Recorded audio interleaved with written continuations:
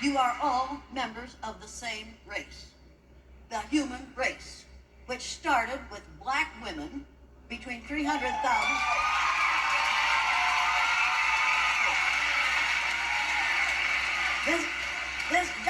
Don't interrupt me, I don't have much time. Now, white folks, you don't like it, but all you are is faded blacks. That's the way it is. Every one of you, if you trace your DNA back far enough, you're going to find that some of your DNA came from Africa.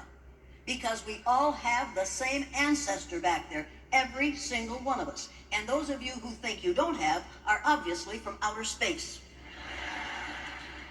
Now, that means that every one of us is a 30th to 50th cousin to every other person in this room. So I want you to turn to the person on your left or your right or behind or in front of you, stick out your hand and say, "Hi, cousin."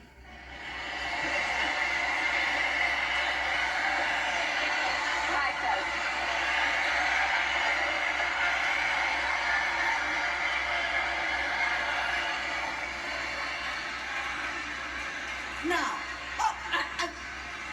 Now, will every person in this room who considers himself or herself a biracial person stand? Don't you stand. Don't you stand. People, we have to get rid of the language of racism. Words are important, people. Words matter. You have to be careful how you use them, and you have to refuse to tolerate these ugly words being used in your presence. Now, make no mistake about this. I've been described as a teacher. I'm not a teacher. Teachers dispense facts and figures so that they can get their kids ready for the end of school testing. I've been called a trainer. You train dogs and horses and members of the military. I don't train people. I'm an educator. The word educator, I don't want to be interrupted anymore. People, the word educator comes from the root duck deuce, which means lead, the prefix e, which means out, the suffix ate, which means the act of, and the suffix or, which means one who does. An educator is one who is engaged in the act of leading people out of ignorance. Now, in this country, we spend a lot of money on what we call education. It isn't education, it's indoctrination. It takes us 13 years to teach a student, to educate a student, to be ignorant about race, and to support ideas that make this a better country. This is a word for this in my vernacular, since I was raised on a farm, is bullshit. Don't write that down. People, I recognize it when I see it, and that's what we're living with right now. If we were in post-racial society, Donosaurus T. Rump would not be in the White House. He got elected because white people resented having a black man in the White House for 8 years. It's time to face the truth and say the truth, and it's time for women, and all people of color to stop playing defense and defending what they are and go on the offense. We were here first. We don't have to apologize for what we are or for what we do.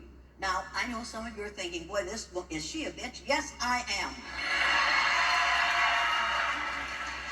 am. Now, how many of you women have been called the B word?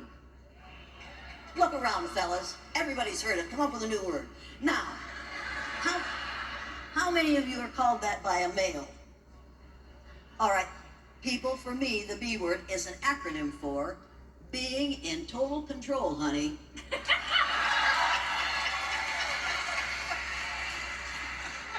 And when women are seen in control, the men around them call it the B word. You need to say, "You're right, darling, I am." And then you need to whip out your little Lorena Bobbitt fruit knife.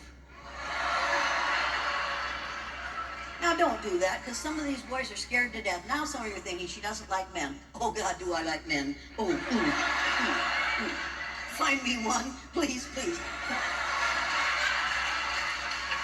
Some of my best friends are men. I was married to one for 59 years. When I married him, he looked just like Marlon Brando. He really did. When he died, he looked like Telly Savalas. Lived with me for 59 years. And what's your next question?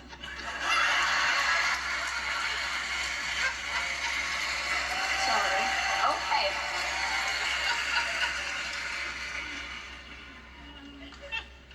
Education. So, I'm already cutting out questions. Okay. Let's talk about privilege. Angela, you want to talk about privilege? The first, and this goes to you, Jane, first. How did you first become aware? This is a reflective question. How did you first become aware of your own privilege? And how did you first become aware that others had more privilege than you? And I'm going to ask the same of you also. So, so you go first. I never thought of it as white privilege. I just thought if you do the right thing, people will do the right thing where you're concerned. And because I'm white, they did. And they were wrong. Because I've been doing the wrong thing for about 33 years, I did the wrong thing. I thought I was all right. And then I did the blue-eyed, brown-eyed exercise. And I watched a brilliant little blue-eyed white girl turn into a frightened, intimidated, unable to learn child in the space of 15 minutes because I accused her of not being smart enough because she had the wrong color eyes.